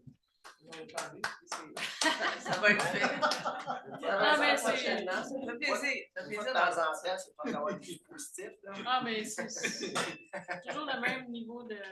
D'ailleurs, je remarque dans chacun des dossiers. Je remarque qu'il y avait déjà une résolution qui avait été adoptée le 6 mai dernier, qui refusait justement le projet qui avait été présenté. On voulait que l'enseigne demeure dans l'emprise de l'avenue d'Auberge. Oui, c'est une bonne décision. Et là, elle va être enlevée. Bon, merci. Quand exactement, je ne peux pas vous le dire.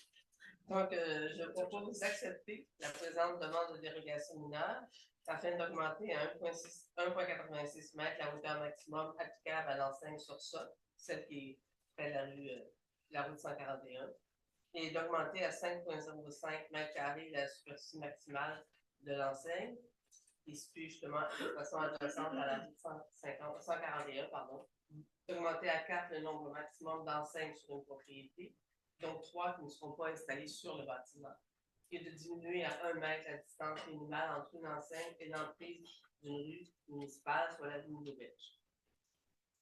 Là-dessus, on va passer à l'autre PIA.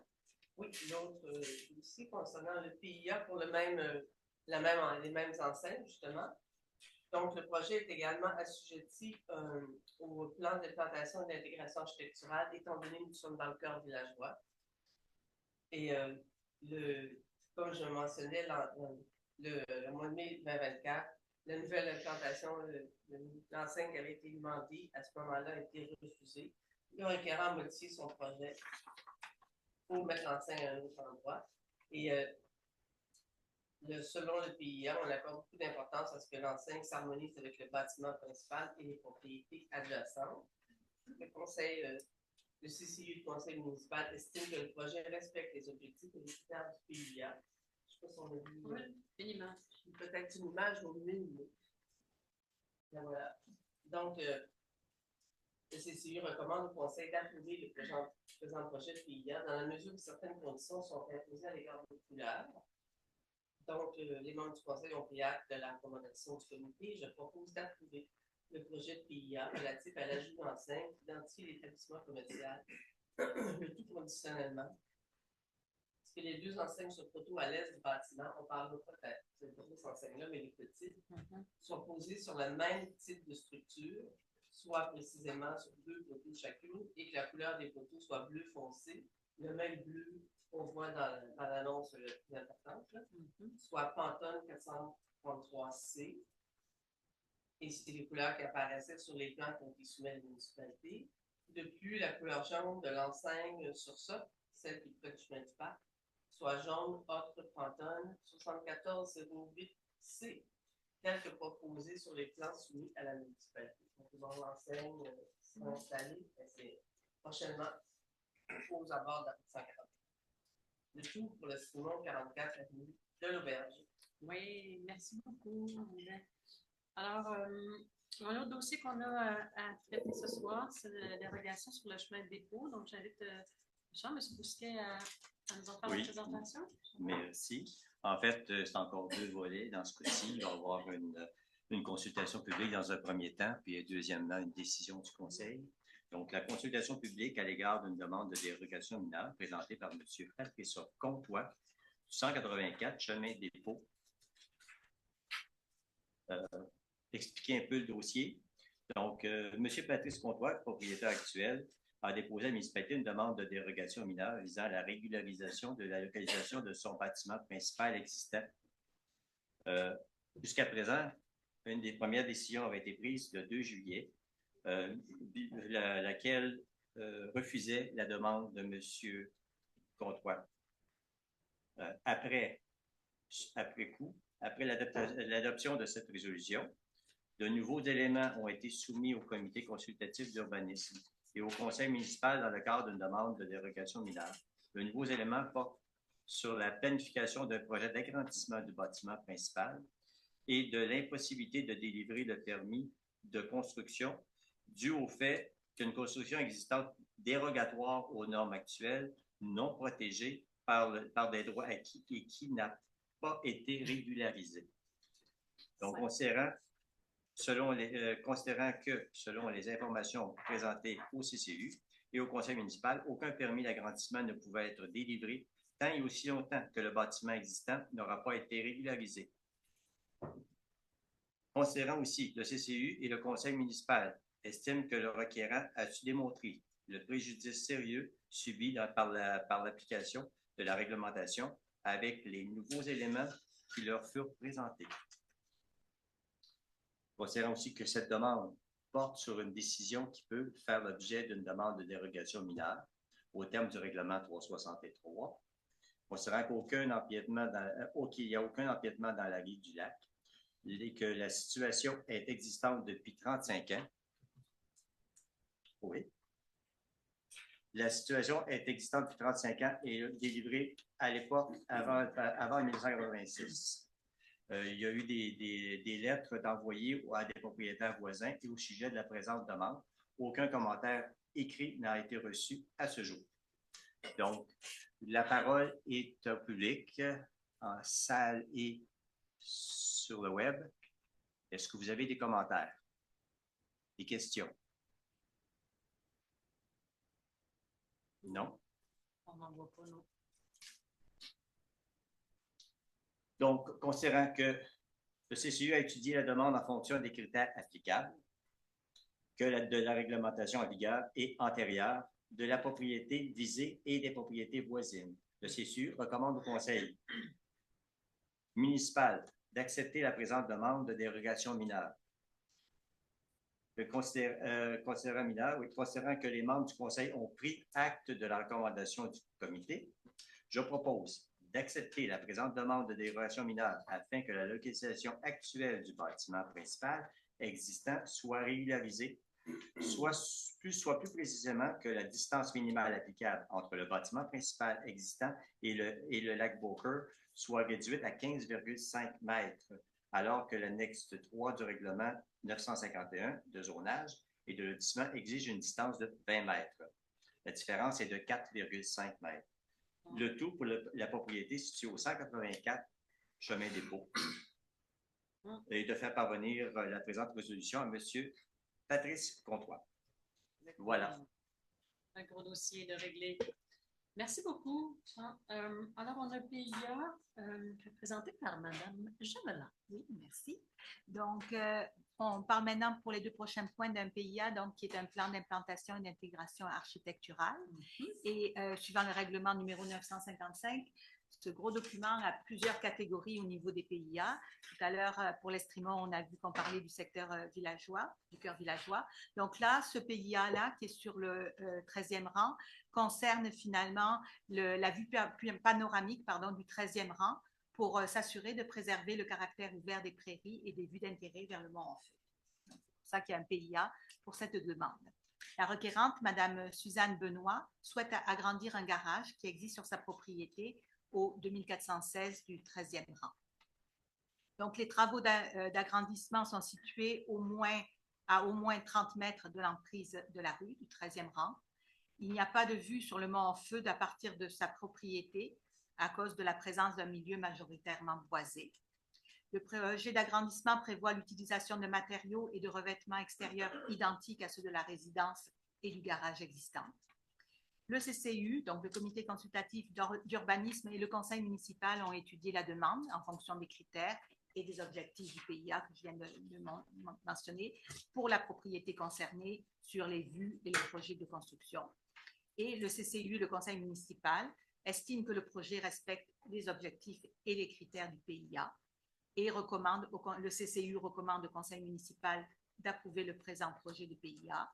Les membres du Conseil ont pris acte de la recommandation du comité et je propose d'approuver le présent projet de PIA visant des travaux d'agrandissement du garage pour la propriété mentionnée tout à l'heure et de faire parvenir la présente résolution à Mme Suzanne Benoît. Merci. J'enchaîne, si vous permettez, sur la dernière demande de décision au niveau du PIA. Là, ça concerne, on voit donc que le règlement est vaste et avec différents sujets. Là, ça concerne les pentes. Donc, on a un PIA au niveau des pentes entre 15 et 30%. Donc, c'est pour la propriété de Mme Maletto et M. Cossette, située au 296 rue du Montagnac. Donc, les requérants souhaitent construire sur ce lot adjacent à la rue du Montagnac un bâtiment principal, c'est-à-dire la résidence, et aménager une aire de stationnement à des endroits où la pente de terrain est supérieure à 15%, d'où la demande de PIA avant de pouvoir avoir le permis de construction. Donc, le règlement, c'est de se permettre de limiter les impacts de travaux, des ouvrages et des constructions sur l'environnement pour assurer une qualité qui assure le maintien et le respect des milieux naturels. Et on sait qu'en pente, ça pose différents défis et les critères sont plus importants à suivre. Donc, le bâtiment principal est situé sur un terrain d'au plus 19,2%. L'aire de stationnement est dans un secteur de 16%. Donc, le terrain comporte une pente constante et relativement uniforme sur l'ensemble de sa superficie. Le modèle du bâtiment est adapté à la topographie du terrain. Donc, un des critères, c'est de s'assurer d'implanter prioritairement le plus près possible de la voie de circulation, de manière à minimiser l'abattage d'arbres et sur le terrain des impacts sur la végétation alentour. L'allée de stationnement est prévue dans la cour avant, près de l'emprise de la rue, et le bâtiment est prévu à une distance de 10,3 mètres et plus de la ligne avant, soit seulement 0,3 mètres de plus que la marge de recul avant minimale. Le CCU et le Conseil municipal ont étudié la demande en fonction des critères du PIA. Les deux estiment que le projet respecte les objectifs et les critères sur les mesures de rétention des eaux pluviales qui sont prévues dans le projet.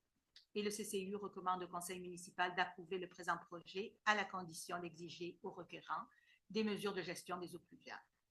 Donc, les membres du Conseil ont pris acte de la recommandation du comité et je propose d'approuver le présent projet de PIA à l'endroit avec les détails dont j'ai déjà parlé et le tout conditionnellement au dépôt et à l'approbation de la municipalité d'un plan de gestion des eaux pluviales avant la délivrance du permis de construction. Et, le plan va devoir démontrer les aménagements et les équipements prévus qui permettront une rétention sur le terrain des eaux de pluie et de drainage provenant du périmètre visé par les travaux de construction du bâtiment. Le tout pour la propriété au 296 rue du Montagnac et de faire parvenir la présente résolution aux deux propriétaires. Merci, félicitations. Et ceux qui sont bien montés, bien traités. Alors, tout le monde est à l'aise avec ça? Ça nous amène au prochain point avec M. Lauzon. Ah oui. Alors, c'est une demande de PIIA, juste parce qu'on le dit souvent, là, il s'agit de plan d'implantation et d'intégration architecturale pour les intimes. Alors, la municipalité est aussi tenue de demander l'autorisation PIA pour des investissements ou des infrastructures qu'elle veut faire dans le village, dans le cœur villageois. Alors, considérant que la municipalité d'Harford prévoit un projet d'aménagement extérieur au parc de la Rivière-aux-Cerises, considérant que les travaux consistent à l'aménagement d'un terrain de pétanque à l'ouest des modules de jeu et à l'ajout de 2 toiles d'ombrage au-dessus des bancs et tables qui reposent sur des dalles de béton, considérant que le projet est assujetti au PIA, considérant que les objectifs spécifiques du PIA sont d'assurer une qualité bâtie supérieure, de contribuer à un milieu de vie stimulant, d'assurer une intégration harmonieuse des constructions dans le milieu. Alors, on respecte tout ça. Considérant que le CCI recommande au conseil municipal d'approuver le présent projet de PIA, considérant que les PIA ne sont pas sujets à une consultation publique non plus. Alors, je propose d'approuver le présent projet d'aménagement extérieur au parc de la Rivière-aux-Cerises, le tout sur la propriété du 2304, qui est le parc de la Rivière-aux-Cerises, et de conserver la présente résolution dans les archives municipales. Ouais. Merci beaucoup. Alors, vous avez des photos, M. Lambert? Ah oui, c'est ça. Ça va être donné encore davantage d'animation. OK, merci, M. Lauzon. Ça, c'est réglé. On aimerait régler un autre à 4.11 avec M. Brisson. Alors, une résolution concernant les contributions pour fin de parc, terrain de jeu, espace naturel et espace vert dans le cadre d'une demande de permis de lotissement ou de construction. Alors, considérant que le règlement permet au Conseil d'exiger une contribution pour fin de parc, terrain de jeu, espace naturel et espace vert dans le cadre d'une demande de permis de lotissement, considérant que selon le règlement, la superficie du terrain à céder doit être égale à 10 de la superficie totale du terrain faisant l'objet de l'opération cadastrale ou du projet de construction, et qu'au lieu de la cession d'un terrain, le Conseil peut exiger du propriétaire le versement d'une somme en argent équivalente à 10 de la valeur du terrain, ou encore une combinaison des deux, terrain et argent. Considérant que le règlement, lorsque le terrain est situé dans le secteur central, constitue en tout ou en partie un espace vert qui convient à l'établissement ou à l'agrandissement d'un parc ou au maintien d'un espace naturel, le propriétaire doit également s'engager à céder gratuitement une partie de terrain correspondant à 15 de la superficie totale du terrain. Et considérant qu'il est préférable d'exiger des contributions en tenant notamment compte du terrain, des propriétés voisines, des objectifs du plan d'urbanisme, des caractéristiques naturelles des lieux, des vocations prévues, ainsi que du potentiel et d'intérêt du site à des fins publiques. Alors, tout ceci pour fin de rappel, parce qu'on en parle souvent. Alors, je propose d'exiger pour les projets de lotissement et construction suivantes des contributions pour fin de parc, terrain de jeu, espace naturel et espace vert comme suit. Alors, pour la propriété de Mme Carole Ouellette et Jean-Guy Allard, située sur l'impasse des Roselins, c'est-à-dire, alors une contribution, pour ce qui est de 10 c'est une contribution en argent.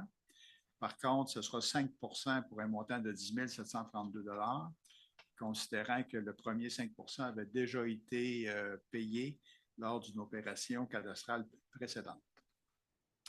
Et le 15 du secteur central ne s'applique pas dans ce cas-là, parce que le lot est considéré comme d'intérêt modéré en vertu du règlement et des cartes établies par la municipalité. Sur la propriété de Mme Catherine Despatie sur la montée du Havre, pour le 10 c'est une contribution qui est exigée en argent. Là aussi, il reste un 5 à payer, le premier 5 ayant déjà été payé, pour une valeur de 8 745 $. Et le 15 ne s'applique pas. On n'est pas dans le secteur central.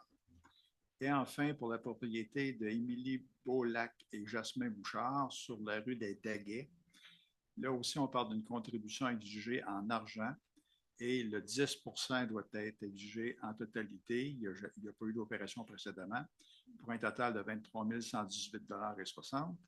Et le 15 du secteur central ne s'applique pas. Nous ne sommes pas dans le secteur central. En effet. Merci. Est-ce que ça fait tout? Oui. OK.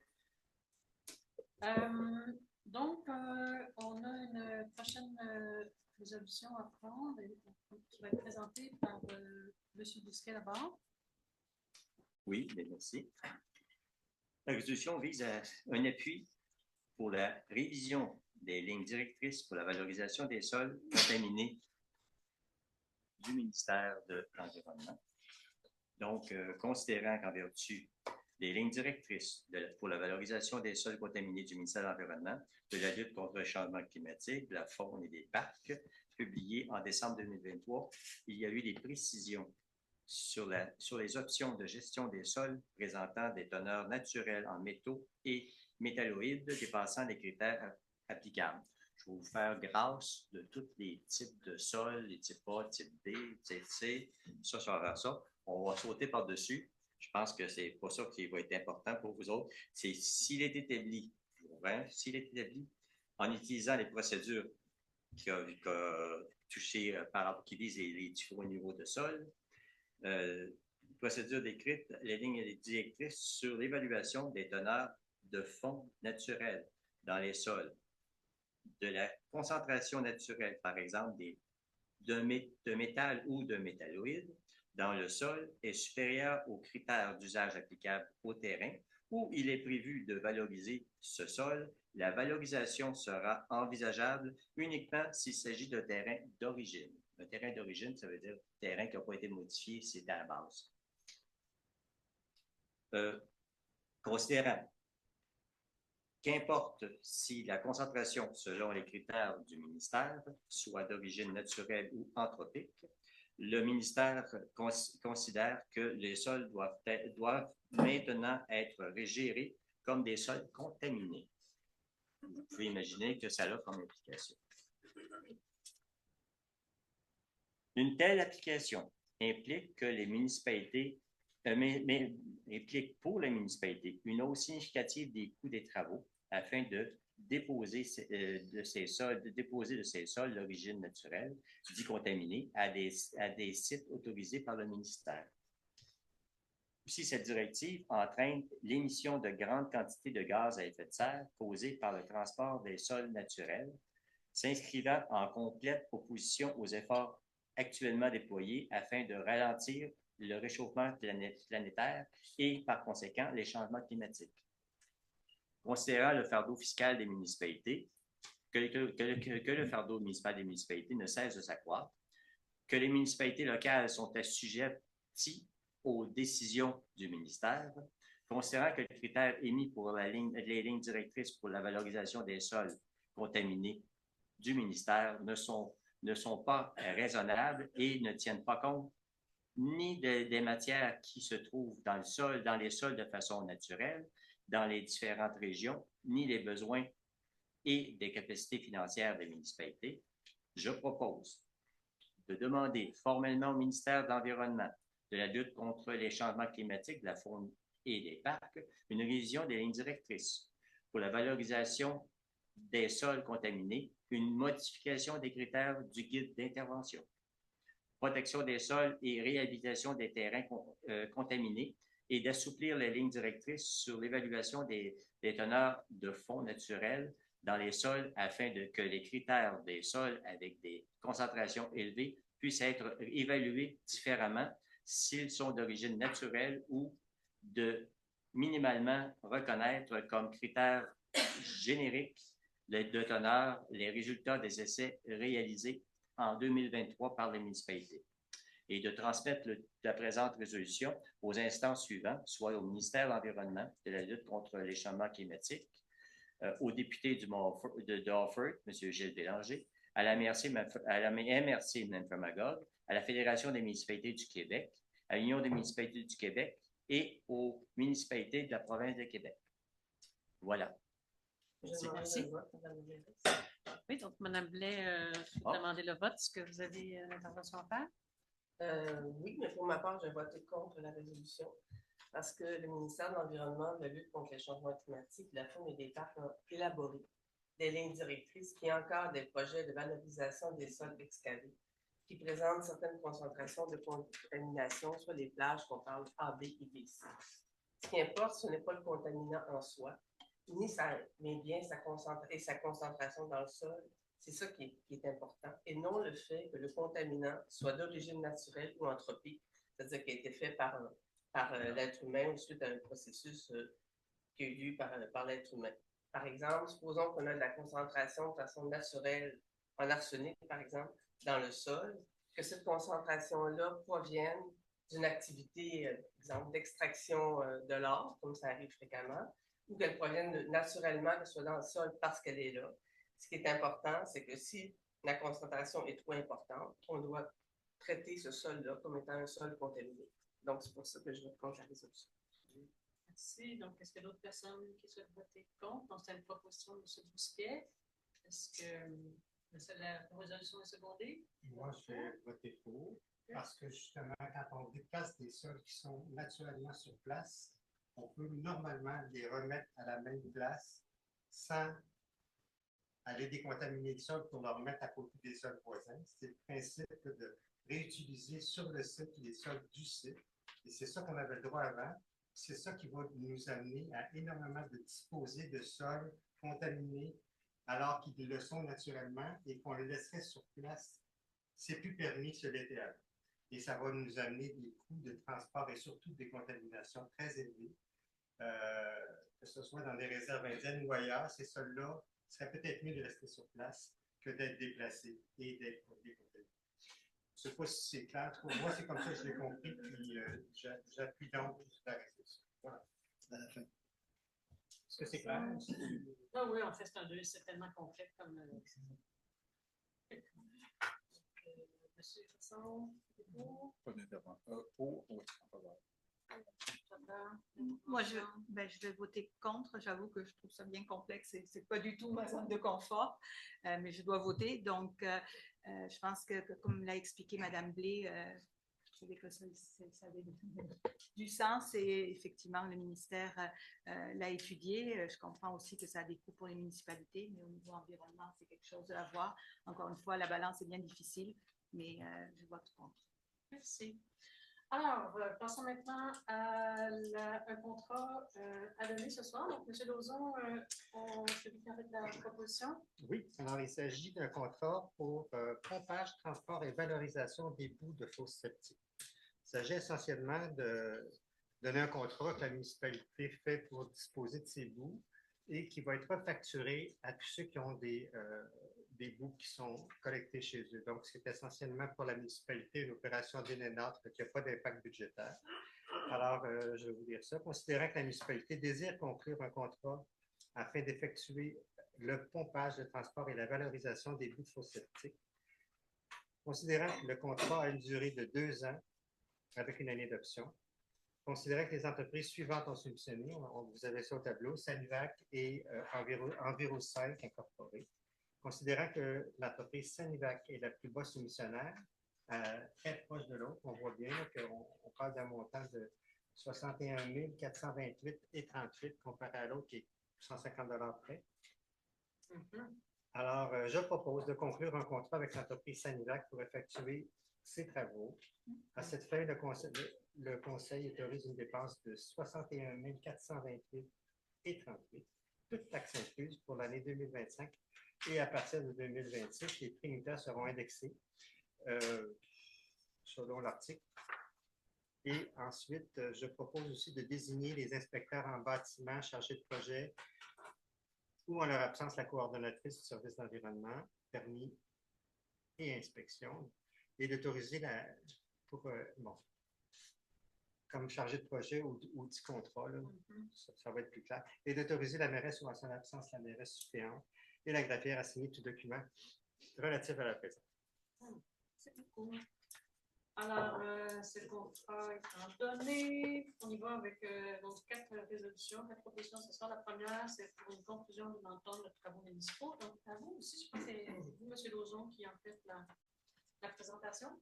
Oui, il s'agit ici donc de conclure une entente de travaux avec l'entreprise Hébergement Nature pour réaliser un projet intégré sur le numéro bleu que vous voyez à l'écran, adjacent à la rue Jean-Sauvé. Alors, considérant que la municipalité recevait au printemps 2024 une demande d'entente relative à la réalisation des travaux municipaux sur ces mêmes lots, Considérant que cette demande est visée par les dispositions du règlement 956 sur les ententes relatives aux travaux municipaux, considérant que le Conseil a adopté ou adopté à la séance du mois de septembre 2024 la résolution 224-09-258 intitulée Approbation préliminaire, projet intégré. Hébergement nature. Oui, hébergement nature, d'accord. Alors donc, le préliminaire est en 2024. On avait posé à ce moment-là des conditions qui ont été respectées pour la plupart, sauf une, on vous en parlait. Le demandeur a déposé à la municipalité une partie des documents requis. Le plan régional des milieux humides et hydriques, actuellement en préparation à la MRC, n'est pas encore adopté et en vigueur, ce qui nous permet de faire avancer le projet plus vite. Autrement, le projet serait ralenti si ce n'est pas même menacé. Considérant à la suite de la délimitation des milieux hydriques présents sur le terrain du requérant, la municipalité accepte que certaines conditions exigées initialement avant la signature soient reprises plutôt après la signature, mais qui seraient quand même restées conditionnelles. Considérant qu'il y a lieu de signer une entente relative aux travaux municipaux avec l'entreprise Hébergement Nature, je propose de conclure une entente avec l'entreprise Hébergement Nature pour la construction d'infrastructures de rue sur les lots mentionnés adjacent à la rue Jean-Saunier, le tout en conformité au règlement 956, d'informer le requérant que les travaux prévus à la présente entente sont conditionnels à la délivrance d'une attestation du ministère de l'Environnement, de la lutte contre le changement climatique, de la faune et des parcs, laquelle devra être remise à la municipalité avant le début des travaux.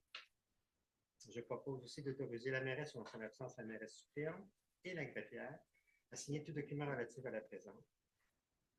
Les modalités étant plus détaillées dans les documents disponibles. Si vous me permettez, Madame la mairesse, je demandais le vote. Oui, tout à fait. Vous avez quelque chose à ajouter? Ou... Mais pour ma part, je voterai contre cette résolution, étant donné que l'ensemble des documents ont été déposés. OK. Est-ce qu'il y a d'autres personnes qui veulent voter contre cette proposition? Oui, étant donné que d'après tous les documents n'ayant pas été déposés, je pense que probablement... OK, excuse-moi. Je disais, tous les documents n'ont pas été déposés conformément au règlement. Donc, je vote contre. D'accord. Personne qui appuie la proposition de M. Lauzon? M. Lauzon, vous avez quelque chose? Je veux quand même confirmer qu'il n'y a aucun document qui est demandé, qui doit être produit avant que les travaux commencent. On fait juste décaler la permission après l'autorisation préliminaire. Pardon, l'autorisation définitive des travaux, mais elle est conditionnelle à la réception de tous les documents. Donc, c'est essentiellement une question de séquence pour lui permettre d'avancer dans cette phase. Alors, je le propose. Oui, c'est ça. C'est M. Bousquet? Oui. Secondé? Oui. Vous votez pour. Est-ce que vous, M. Wilson, vous votez pour ou contre? Pour. Ah! OK. Donc, ça va. Merci. Ça vous convient? On passe à l'autre point. Bon. L'autre point étant un contrat pour le fameux segment D. Et j'invite Mme Chavella. Oui, c'est une bonne nouvelle. Donc, le segment 2, je rappelle, c'est la continuation de la route verte qui va passer à peu près au coin chemin de la montagne 141 pour rentrer, longer la 141, traverser en face d'Orfeu de musique et continuer ensuite dans le parc et rejoindre la boucle des Trois Étangs. Donc, on est prêt pour l'inauguration au printemps. Je vous invite. Donc, il y a eu un appel d'offres pour faire ce sentier et il y a eu une longue liste de... C'est impressionnant et c'est intéressant. Et certains prix étaient proches. Donc, c'est l'entreprise Excavation AR Valois Inc. qui est le plus bas soumissionnaire. Donc, pour une valeur de 1 074 709 et 37 sous. Donc, ce qui est intéressant de voir, donc, c'est que le Conseil autorise la dépense au total de 1 074 000, mais sur cette enveloppe de 1 million, il y a 831 000, donc à peu près, et 500 $, donc à peu près 80 % qui est payé par une subvention. et le reste est divisé en 3 morceaux. On est allé chercher l'argent pour compléter le montant total. Donc, un 84 400 qui vient d'un règlement d'emprunt, un 111 000 qui est puisé à même le fonds des parcs et terrains de jeu, et finalement un 47 809 puisé à même le fonds général pour faire le total. Donc, le tout conditionnellement à l'approbation finale du projet par la direction principale des parcs nationaux. Et les modalités du contrat sont détaillées dans le document 2024-00-08 qui est conservé dans les archives. Donc, je propose avec plaisir d'autoriser la mairesse, ou en son absence la mairesse suppléante et la greffière, à signer tout document relatif à la présente. Et je vous invite quand même à l'inauguration. Ça va permettre de relier, sans passer par une route, de nombreux quartiers. Donc, ça, c'est On vraiment commence une bonne à chose. tenir par y croire. Merci. Donc, on a une résolution à prendre aussi pour l'aménagement d'un sentier pédestre. J'avais demandé à nous en faire la présentation. Oui, considérant que dans le cadre du développement des rues du Véron et de la Muse, des terrains ont été acquis afin d'aménager un sentier pédestre d'une longueur de 870 mètres. Des travaux sont nécessaires pour aménager le dit sentier. Donc, je propose d'autoriser, en respect du règlement 966 sur la gestion contractuelle, le directeur général et l'ingénieur municipal à utiliser les enveloppes budgétaires suivantes pour la réalisation des travaux d'aménagement du sentier pédestre dans le secteur des rues du Véron et de la Muse, déboisement léger du sentier pédestre, nettoyage des branches et arbres morts, ainsi qu'un nivellement local aux entrées du sentier pour 9 000 $, construction de 5 passerelles de 6 à 20 mètres de longueur, incluant l'installation de pieux, l'achat de bois, l'assemblage de bois et la quincaillerie pour 46 000 $. Donc, un total de 55 000 $, toutes taxes incluses, montant puisé à même le fonds des parcs et terrains de jeu. Une chose qui va se régler. Merci beaucoup. Alors, on a l'adoption du plan directeur des parcs espaces verts. Donc, c'est avec M. Brisson à prendre la parole. Il y a quelques faits saillants. Alors, considérant que la municipalité désire offrir un milieu de vie de qualité à tous ses citoyens, que le plan directeur des parcs et des espaces verts est le fruit d'une réflexion approfondie, alimentée par les résultats d'un sondage, que le dit plan agira comme une feuille de route et guidera les décisions et les investissements pour les prochaines années dans le but de créer des espaces de détente, de loisirs et de rencontres qui sauront répondre aux aspirations des citoyens, considérant que les parcs en question et les espaces verts accessibles et bien aménagés sont essentiels pour le bien-être collectif et pour la vitalité du milieu. Je propose que la municipalité du canton d'Orford adopte le plan directeur des parcs et espaces verts, daté d'octobre 2024, dont le texte est joint à la présente comme si au long reproduit. Alors, j'en fais la proposition. C'est un bel avancement et un beau document. Donc, on a pris des orientations pour ce module. Oui, si vous nous dites juste pour ce module, la part des matières, c'est ça. Conseil, les étapes de la démarche, auprès de la municipalité des parcs, en fait, la typologie des parcs, les grands constats. Il y a une fiche qui a été faite pour chacun des parcs avec les forces et faiblesses. Oui, merci. Je ne cache pas. Donc, tous les parcs qui existent à la municipalité, Montagnier, Parc Amel, etc. Et puis, donc, de ça, c'est plus en fond, c'est de la vision. C'est quoi les objectifs qui sont visés pour les prochaines années, avec aussi la notion des parcs de voisinage et des parcs de quartier avec des nuances. Alors, ça n'inclut pas le plan d'action plus précisément. On est vraiment dans la vision qui correspond en fait à ce que la population nous a partagé au cours des dernières années. Ça aussi, c'est un chantier qui est là depuis longtemps, mais qui est adopté ce soir. Donc, merci. Ça va pour tout le monde. Bien. Donc, en sécurité publique, on a... Ah oui, c'est vrai, qui était ajouté. Oui. Merci beaucoup. Alors, on vous écoute. Est-ce que c'est vous? C'est moi-même, Richard? Oui. Bon, c'est un contrat qui vise le renforcement d'une passerelle au-dessus du ruisseau Castle. Considérant que la municipalité se doit de procéder à des travaux de renforcement de la passerelle située au-dessus du ruisseau Castle, route verte, donc on parle d'une route cyclable et bétonnière. Considérant que la municipalité a invité 3 entreprises à soumettre des prix, 2 entreprises ont soumis un prix. L'entreprise André Huard est le plus bas soumissionnaire. Donc, je propose d'accorder le contrat à l'entreprise André Huard Incorporée afin de réaliser les travaux de renforcement de la passerelle située au-dessus du ruisseau Castle pour un montant de 74 227,86 $, toutes taxes incluses, conformément à la soumission déposée le 1er novembre 2024. Montant est affusé à même le fonds des parcs et terrains de jeu. Les modalités du contrat étant plus amplement détaillées dans le document, il est autorisé la mairesse, ou en son absence, la mairesse suppléante et la greffière à signer tout document relatif à la présente. Voilà. On va avoir une couple de surprises au printemps.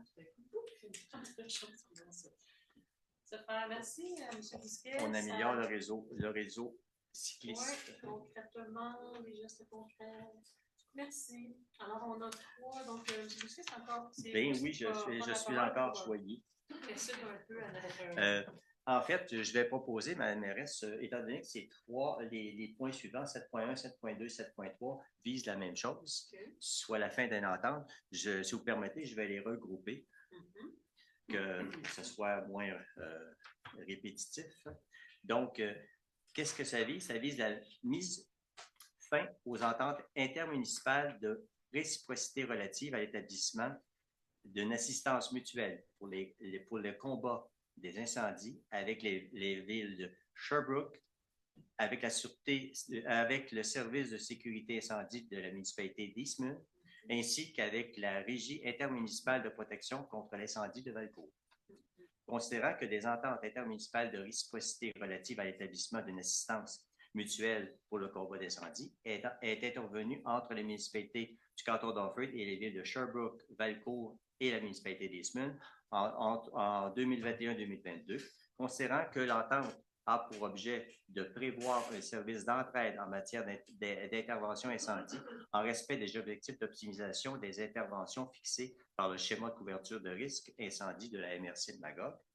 Considérant que la municipalité du canton d'Offord a signé une entente de desserte en matière de sécurité incendie au cours des mois d'octobre 2024 avec la ville de Magog, afin que cette dernière assume les services se rapportant à la sécurité incendie partout sur son territoire, et ce, dans un souci d'offrir un service continu à ses citoyens et de se conformer aux exigences ministérielles en cette matière, ainsi que conformément à la loi sur les sécurités incendies, et ce, à compter du 15 décembre 2024, considérant que pour ces raisons, il y a lieu de mettre fin aux ententes intermunicipales de réciprocité avec les villes de Sherbrooke, Valcourt, ainsi qu'à la municipalité de Eastman, relative à l'établissement d'une assistance mutuelle pour le combat des incendies ci-haut mentionnés.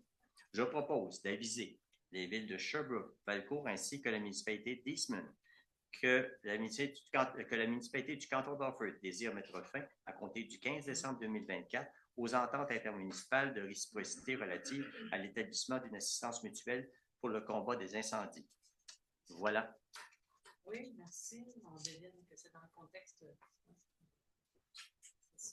notre service à Magog. Merci beaucoup. Donc, on a réglé, ces décisions sont prises. On a 2 règlements qui ont été adoptés ce soir. Il y avait des adoptions de premiers projets.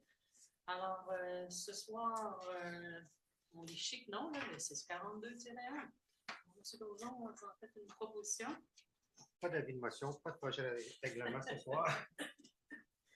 Alors, je fais suite à un document, un projet qu'on a déjà présenté en projet de règlement. Il s'agit d'abolir un règlement concernant le bruit, qui est le 642-1, qui va abroger le 642 lui-même. Donc, considérant que le Conseil doit abroger ce règlement-là, juste pour le résumer, c'est un règlement qui avait été fait sur un modèle de la ville de Magog qui n'avait pas réussi à être appliqué, que le service de police trouvait inapplicable et qu'on n'a de toute façon pas appliqué à Orford non plus.